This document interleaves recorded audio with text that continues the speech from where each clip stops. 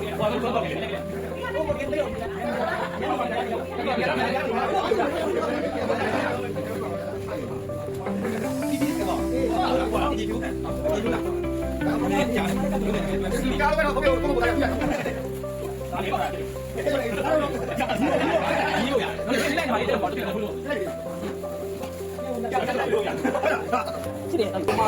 းသွားတာနဲ့ဒီမဲပေါက်ပြရနဲ့စပန်လက်လို့သိကြတဲ့သူက1000ရ